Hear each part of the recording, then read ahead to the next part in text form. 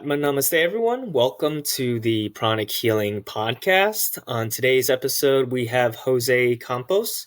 Jose has over 15 years of experience in pranic healing and Arhatic yoga. And today's topic is going to be about staying on the spiritual path. So, a little bit about Jose. Jose, again, is committed to spiritual growth and community service. Jose has experience as a coach in business and leadership management consulting. He brings the expertise in guiding individuals and teams forward towards success. In addition, Jose plays a big role in guiding meditation practices and managing the humanitarian aid initiatives within the Mexican Pranic Healing Foundation. Please welcome Jose. Thank you, Jason. Thank you for the opportunity of being here and sharing this on valuable information. Like it has changed, certainly has changed my life, and I know it can change many others. So thank you for receiving me. Yeah, absolutely. Well, thank you for joining, Jose. And to kind of give context to everyone, we met at the Arhatic Yoga Retreat, which is basically more of an annual retreat on the East Coast of the United States. And I was really happy to find Jose, and we connected. And now, we're going to talk about the podcast today, and especially the topic, staying on the spiritual path, which I think is very relevant for all of us, especially with your experience. So kind of before we jump into that, can you give us like a kind of a quick summary, Jose, of how you got started in pranic healing and, how you decided to choose literally this path? Well, that the saying, no, sometimes it's not about choosing the path chooses you. That's part of my story, that the path choosing me. There is that other quote, when the student is ready, then the appropriate teaching comes to you. That's how it happened to me. I was looking for my teacher. I started with a little bit of martial arts, especially Kung Fu, thinking that through that way I might reach to a teacher. Synchronistic things happen along the way, and it brought me to pranic healing. I went to a card reader.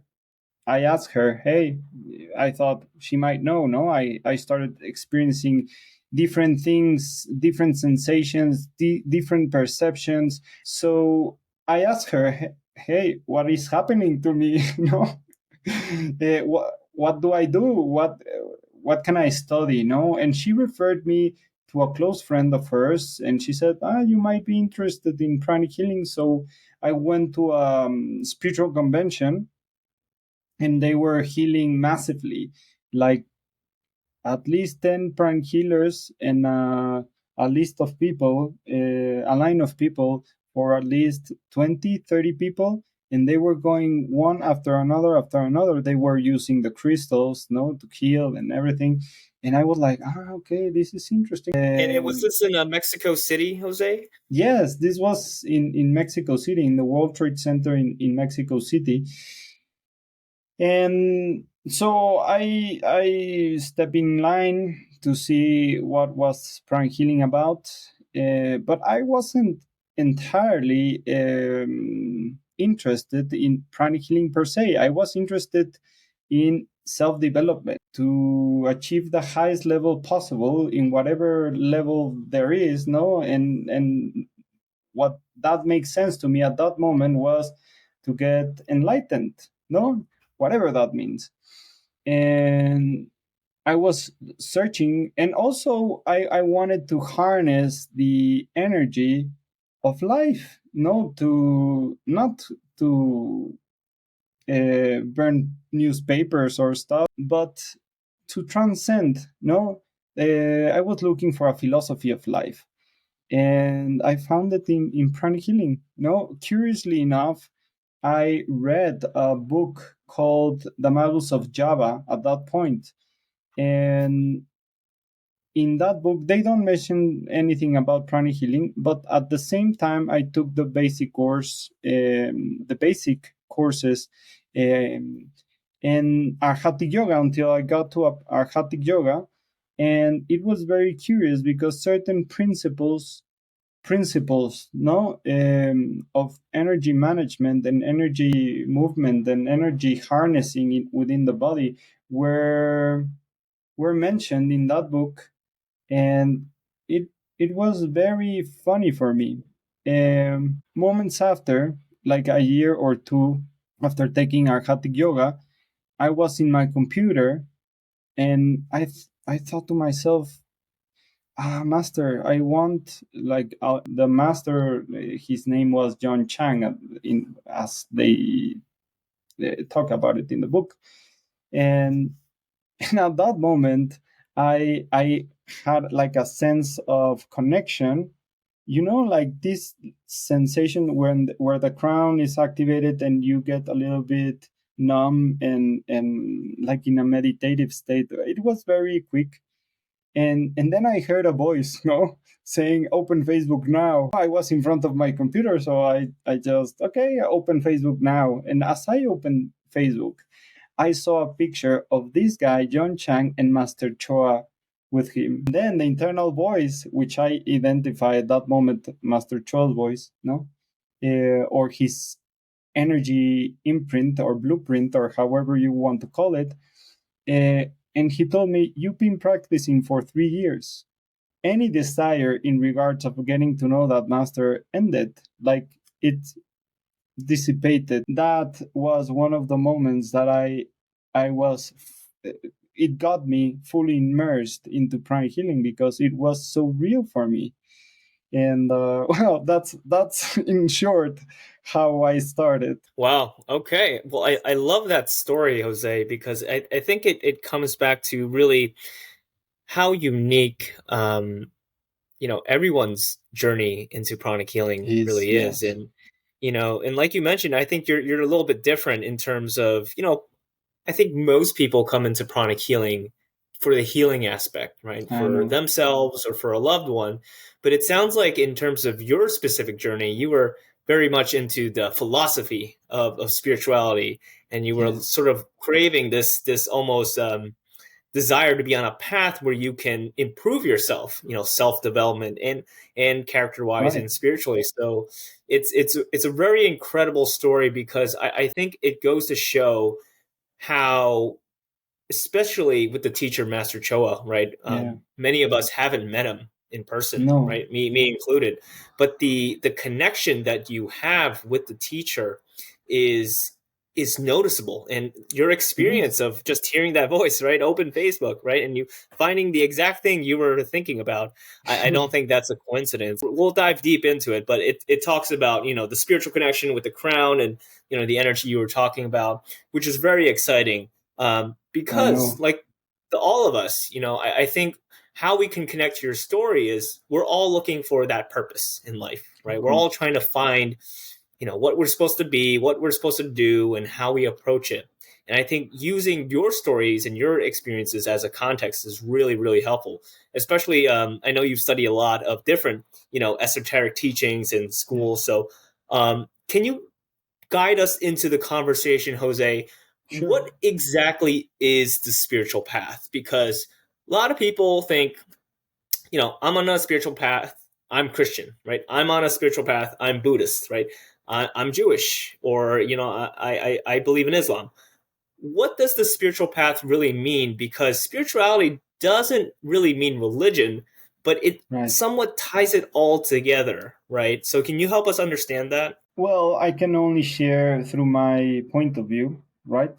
And my understanding of the spiritual path has to do with, I think everyone is in the spiritual path, but they might, the only difference is on what degree we are aware of it.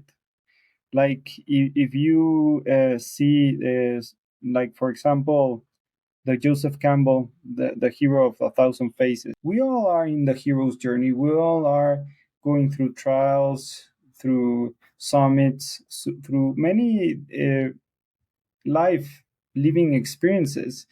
And I think one who calls himself in the spiritual path is one who is more aware. Not that the other person is not aware enough, but more aware than normal people. And that's not a classification of who is best or worse.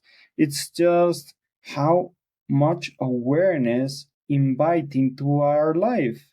No, the only issue here is that with awareness comes somewhat a responsibility, and this responsibility is to hold yourself responsible for yourself, for everything you're creating in your life, and also, as we know in pranic healing, any any seeds that arise. No, we are going to live through our life experiences for our lessons to as a soul level, no, our lessons to get integrated. We will go through them regardless of where you are. Of course, we have certain techniques, and like in our case, in pranic healing and Arhatic yoga, we have certain techniques that we can propel our spiritual path forward, right? But in essence, one who is in a spiritual path, it's living life, but living life in the best way possible for that person, aware. I don't know if all of that makes sense. Yeah, I mean, it makes sense for me. All of us are on different levels of the spiritual path. And I Yeah, think that's what you meant. Like, no one's better than the other. It's just like how someone's in kindergarten versus someone's in high school or college, university. The level of awareness is the level of awareness of someone in kindergarten versus right, someone that's 20 years old in university. There's a right, big gap in awareness. And I think the piece that you talk about responsibility is huge, right? What is a 5-year old responsible for, right? right, Maybe eating, right? That eating and breathing. right, Um, Someone else, 20 years old, right? You're maybe doing your bachelor's, your master's, and you want to start a family, and different aspects like that. Everyone is on the path they need to be on, and the lessons you right, need to learn are the lessons for you. So that's why there's no comparison. As we know in pranic healing, I know you mentioned karma, right? The karmic seeds and things like that. right. Speaking of responsibilities and being on the path, right? The more you know, the more that you can do with it. But you want to make sure, as with Master Choa's teachings, Right. you want to create the cause and effect that benefits your life rather than, putting you more down into challenges and other things that come up, right? Important to really be clear about is that awareness piece, but also Yes. the responsibility in the actions that come from after it. People get afraid of being responsible for their actions, being Mm-hmm. responsible for their thoughts, for their emotions, right? And that's what Master Choa emphasizes. You have to be Mm-hmm. careful of what you say and what you think, and especially what you do, because it's all energy at the end of the day. Um, for us to really stick to the spiritual path and to really learn our lessons as a soul and grow, what have you found, Jose, that has helped you kind of be in line with Master Choa's teachings and really improve yourself in a way that you're very mindful of what you say, what you think, what you feel, and what you do? And are you like consciously like every day X, Y, and Z because I know this will help bring me good karma, or is there a different approach that you do? Can you share that with us? Yeah, for sure. There are different layers in this topic, and I can relate to, like, if I would talk to me 20 years ago, I would say the advice that I would give to myself is practice twin heart meditation diligently and be as aware as you can. There, as we become more aware and more aware and more aware, we punch into layers within ourselves, right? There have always been there, but I wasn't aware of them. No, so the inner space becomes, in a way, bigger within, I can have more space, to function. And Mm. within that process, a, a phenomenon happens. And this phenomenon is through a change of perception, something shifts where you start de identifying from the physical, from the emotional, and from the mental. And Mm. once that happens, start to happening, you get less entangled with these aspects of yourself. Can you Um, explain that a little bit for us? What does that mean? The mental, the emotional, the physical? Because I don't think everyone understands the sure, sure, bodies that you're sure. talking about. Yeah, yeah, I know we all can say that we have a physical body. No, that's obvious. No, it yeah. would seem obvious. Here it is, right? It's there. No, then if we feel, then we can assume that we have an emotional body, right? It's Mm. it does it's not experienced as the physical. It has another touch to it. Once we are aware of them, and that's an internal process that everyone who is in this path start to acknowledge. um, then we say, okay, I have a mental mind. It comes to a point that you're able to pinpoint when an emotion ends and a thought pattern begins. um, for normal people, he says that when you begin in the spiritual path, normal people don't understand the difference between the physical, emotional, and mental, because they are all crowded together, and we cannot pinpoint the difference of sensations, no, because all of them entail what we call the human experience. So if an external situation triggers you because it stimulates you in a way, and then you get triggered in whatever way, no, thinking, feeling, acting, then you say, ah, yes, this is life, right? Once we become more aware and more aware of who we truly are within, we can dissect and say, ah, this is part of the physical, which is triggering part of the emotional, which is triggering part of the mental. And once we are sufficiently aware of at least these three basic layers, then we can realize, oh, I'm not the physical, I'm not the emotional, I'm not the mental. I'm that who is experiencing the physical, emotional, and mental. When you actually experience it, is it would seem obvious, because we have all experienced it in a degree or level, but we are not aware enough to withdraw ourselves from the experience. One of the key factors for every spiritual practitioner, regardless if it's a Arhatic yoga, a pranic healer, or in any kind of religion, is this self-awareness aspect.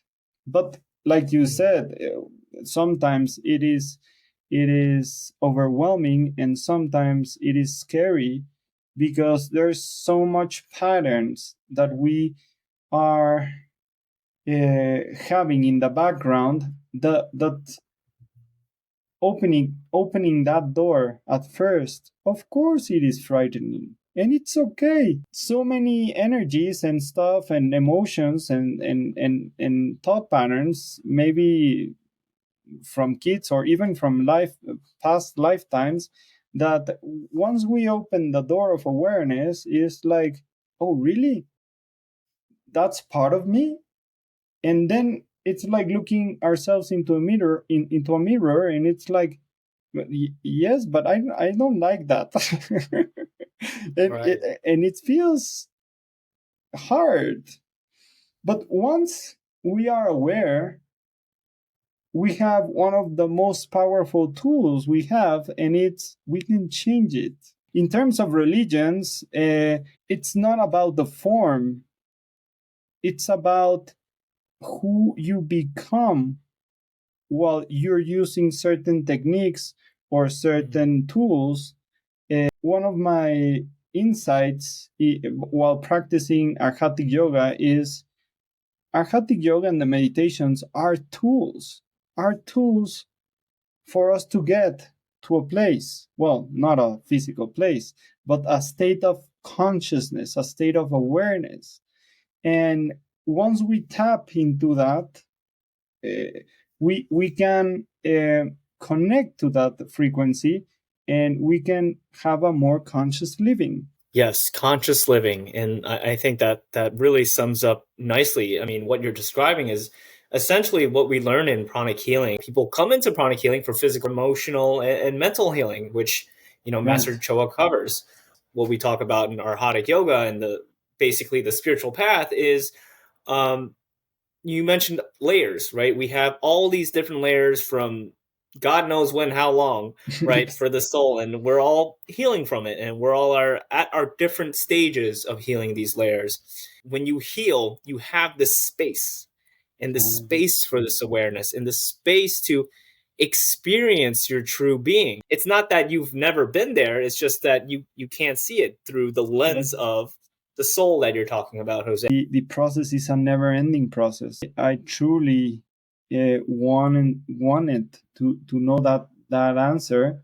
And then I went through a process, a spiritual process, where in that spiritual process that we might cover maybe in a future topic, I saw the nature of the universe. And in that nature of the universe, God, if we can say that it was God, was all permeating consciousness and energy and consciousness. When I had that experience, few months after, or during my process in pranic healing, I saw a video of Master Choa explaining what was God. No, and he said, well, God is energy with consciousness, and it permeates it all, and it's all around us, right? So the question is, what is the divine plan? No, what is the true purpose of this life? In some spiritual circles, it's like more popular context. No, they would say that our reason for being here is to be happy, and I'm not fully convinced of that. I think that we're here to experience life, to integrate, to define, to evolve, and to create. And it's not about the end goal, it's about who we become in the process. So I cannot say what's at the end of that. Maybe we get into God union. No, we fusion ourselves with the all being, and then we become it. No, who knows? Um, I can certainly say that in certain meditation, or in this process that I'm mentioning, I got in fusion with that energy.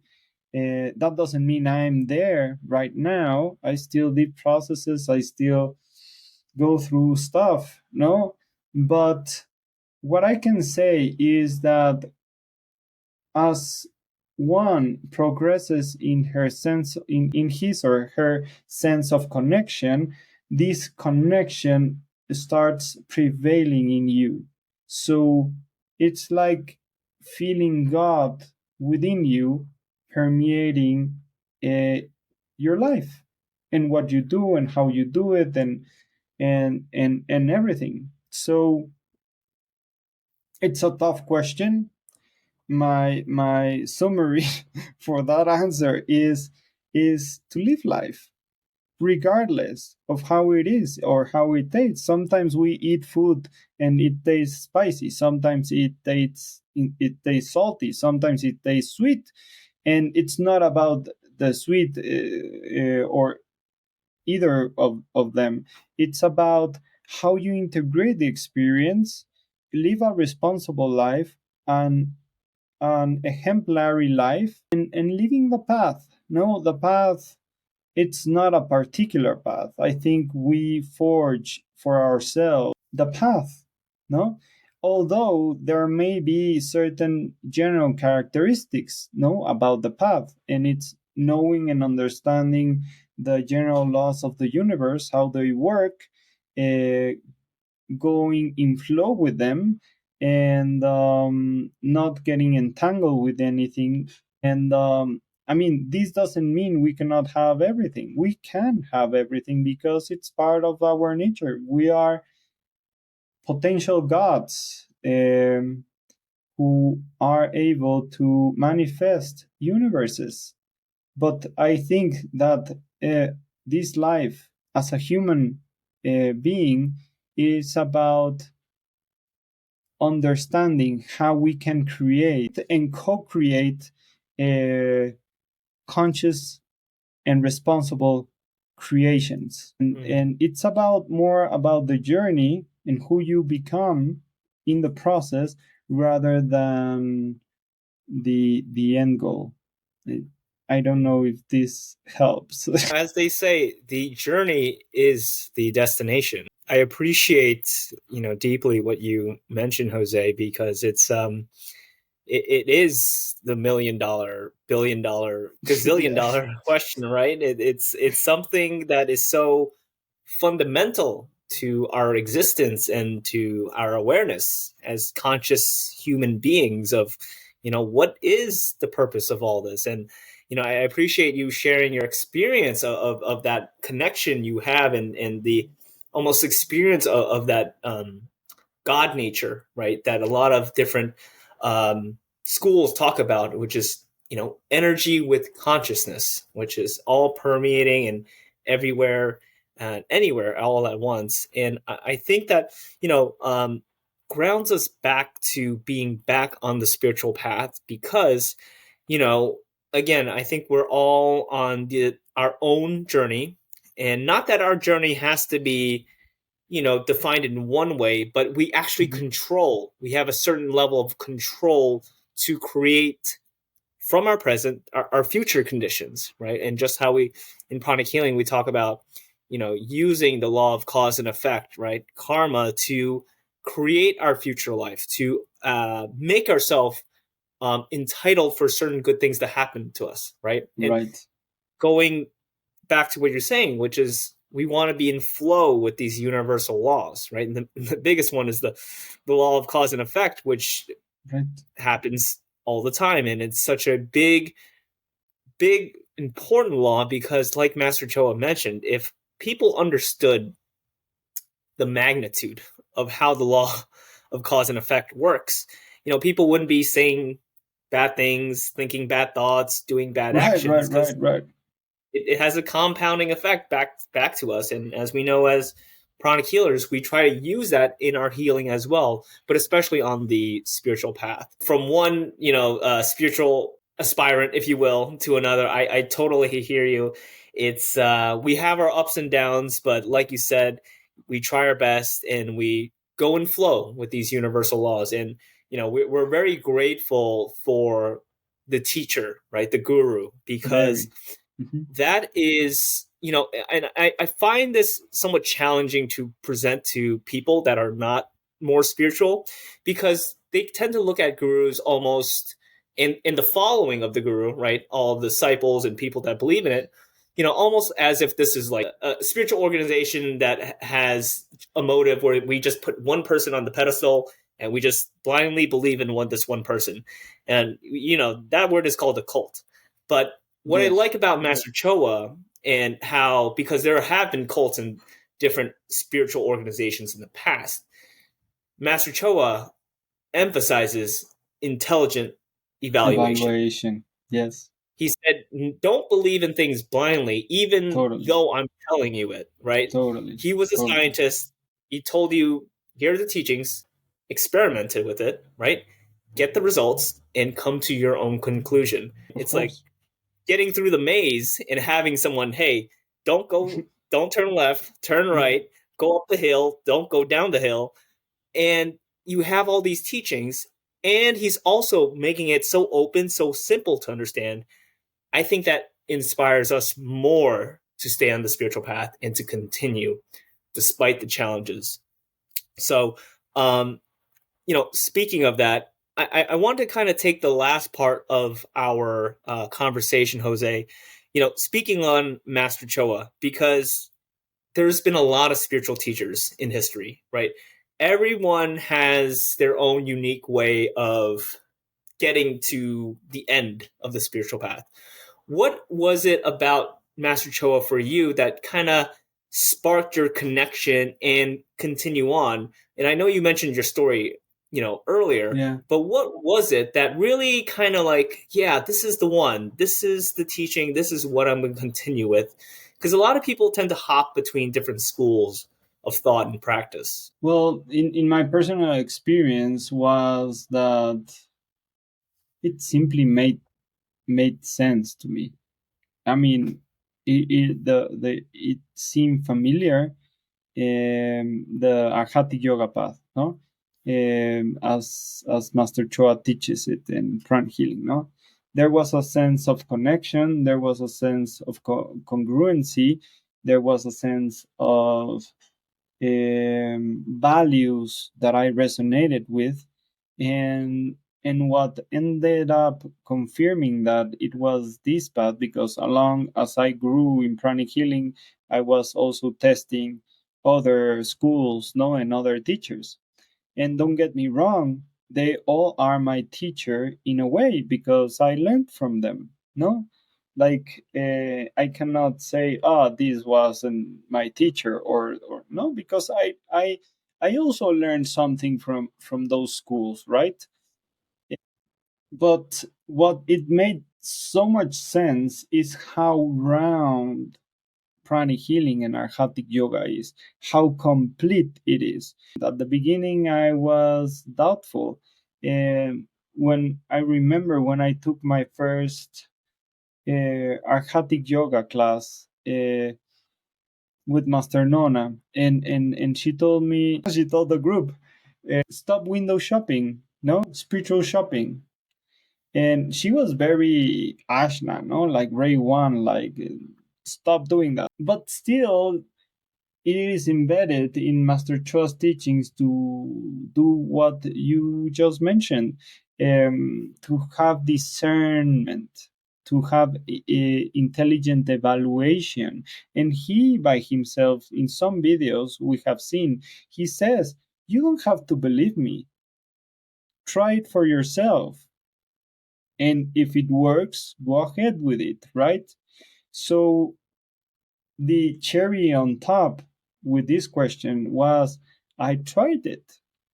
I did a healing someday. One of my father or mother was sick. I applied the protocol. It worked. And I was like, no way. No, this is unbelievable. Truly. And then I went through all the protocol again, and then I remember now, my father had like 10 years ago, had a went out of the shower and had a neck pain that he couldn't move. And then I said, oh, this is one of those moments I'm being tested, no, to try to make it work for myself, no. So I just applied the technique, and it worked. Three hours after, he was walking without pain. And I was like, really? In the aspect of healing, in the aspect of the spiritual practice, this is what convinced me to stay with Master Choa. If you recall and can see some of the videos, the earlier videos of Master Choa, he was very willful, no? And in that willfulness, sometimes he was apparently harsh with people, no? Like this is this and that's that, black and white, right? But then going through retreats and going and seeing other videos, and one of his latest videos right before he passed away, he's a complete, I mean, he's him, right? But he's a complete person. he has another set of character. He's humble, he's loving, he's caring, he's nurturing. He laughs at dumb things, not in a bad way, in a good way. Like his mind becomes so simple, his personality becomes so simple that he simply is. And I saw that change in him, and I said, wow, he is the living expression of his own teachings. I want that for me in my life. I want that kind of transformation. I like I can be so lucky to get to that point of development by the end of my days. Like truly, I got emotionally excited about it, right? Mm. I saw that, and it's priceless. My motto, my life internal motto, no? Becoming the living example of the teachings, not because someone or because Master Choa wants me to do. It's just because I want to be the best of the best, and not for others, just for the sake of evolution. This video that we they shared with us in the last retreat, where a girl asked him, "Hey, how can we repay you?" And he said, "Evolve." He gave us everything to evolve, and like all the tools. And my these tools are for us to get to a state of awareness, a state of conscious awareness. And once we get to this state of conscious awareness, we are, I am guessing, I cannot say I'm so realized or whatever realized, but I'm guessing that in the best case scenario, we get to that sensation of I amness, without attaching to the physical, emotional, and mental, and what this life is about. And this has nothing to do with depriving yourself from experiencing, but on the contrary, is it has to do with experiencing consciously and responsibly. I don't know if that makes sense, but at least from my end, I can say that the spiritual path, in summary, is a conscious living and responsible path, aware and taking responsibility. This is not about just having fun and that's it. If we do that, we will have our falls, because everything is not only about fun. It's about everything that living entails. That's a really good summary of it, I think, Jose, because I think a lot of people, especially when it comes to seeing spirituality as almost this kind of like fancy way out, right? That because we have this awareness, we have more tools and ways of living consciously. But like you said, it's not just for fun. And I always go back to what Master Choa said is at the heart of the soul is service as well, Yes. and that's our true nature is love. But I think even deeper than that, to expand it, is service, is to help other people grow. And like you mentioned, Master Choa, someone asked him in a video, how can we repay you back? And Mm. his answer is basically practice the teachings and evolve, which, as you Yes. mentioned, he was the living embodiment of the teaching. Yes. So, you want to practice what you preach, and you want to mirror that from the teacher. So I think that's a great way of summarizing how we all connect to the guru, the teacher, in our Yes. own unique ways, because the teachings are so simple and we can really dive deep into it. But Yes. it's so practical in that same sense that even seeing the guru, even on video, right? We've never met him. Right. Right. Right. We have that connection, and we have that trust and faith, but also the results that you said too in pranic healing. It's like, wow, this is Right. unbelievable. I can't believe I healed this. And it's not just you; anyone can do it, right? And I think that's the beauty of Master Choa's teachings. Is you mentioned the universality, right? It's so round. it's so well structured in every way, right? It has an answer for every aspect. So that's one of the reasons why I, of course, chose as Of well, because course. it gave me a glimpse to everything else, and I didn't have to study every religion or every school, but through Master Choa's teachings and his recommended readings, I got to sample it and use that for Right. my own, evolution on the path.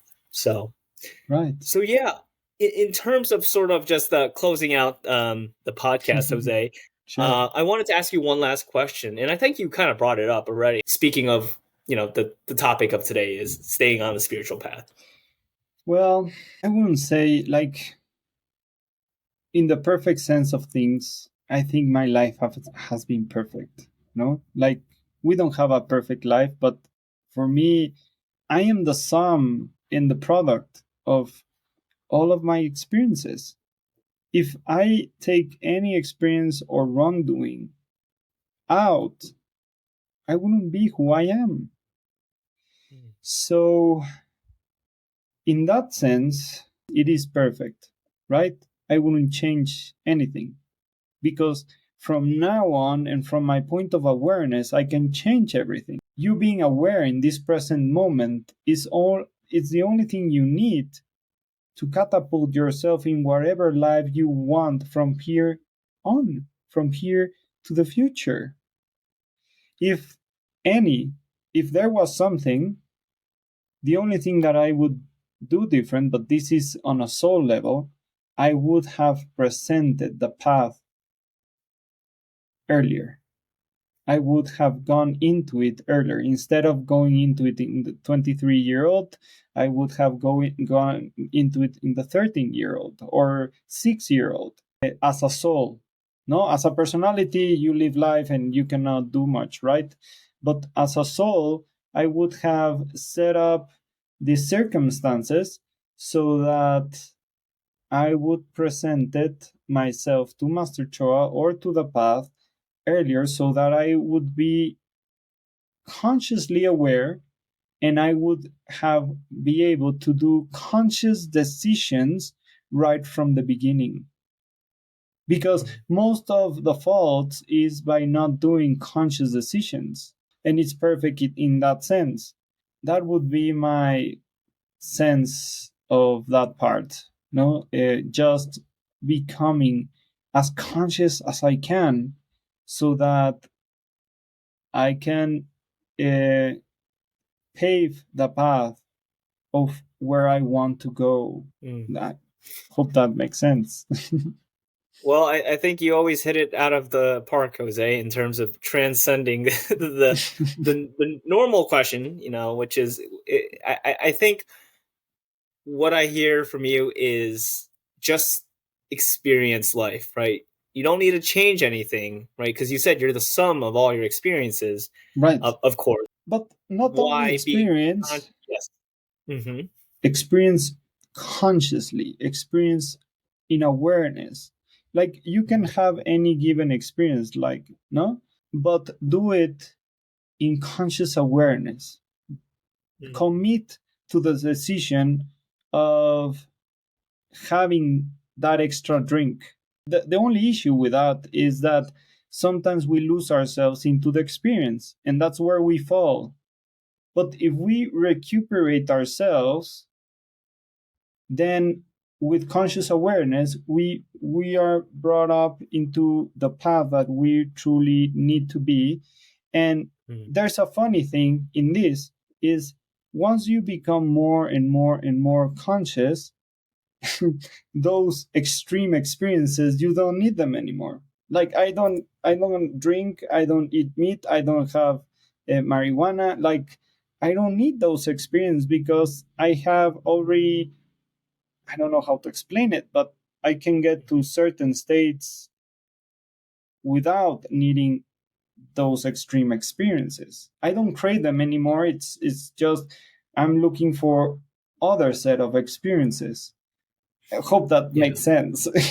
But it, it does. the summary is live life, experience life and let yourself experience life, but consciously aware. Amazing, beautiful what you said. So thank you Thank you. so much, Jose. I think today's been a really amazing conversation on staying on the spiritual path, and I think we went over so many different aspects of it. All right, Yeah. just talking about your experience starting in pranic healing, but not for the healing aspect, but more for the self development aspect, Yeah. and talking about our choice in our thoughts, in our words, in our actions, speaking of that conscious, aspect of again, being on the spiritual path, because it involves different challenges. And, we spoke about Master Choa and how amazing his teachings are, and how it's really helped us kind of create this universal picture of the spiritual path, and how we can really Yes. apply it, not only for healing, but into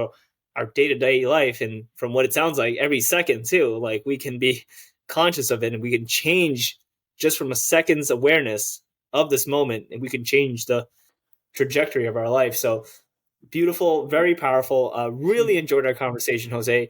Oh, my So I will pleasure. leave Jose's Likewise. contact information down below for any listeners that want to get into contact with Jose. And I'm sure he can help answer any questions if you're interested. For sure. And, I really appreciate the time, Jose. It I more so learn a for lot. me.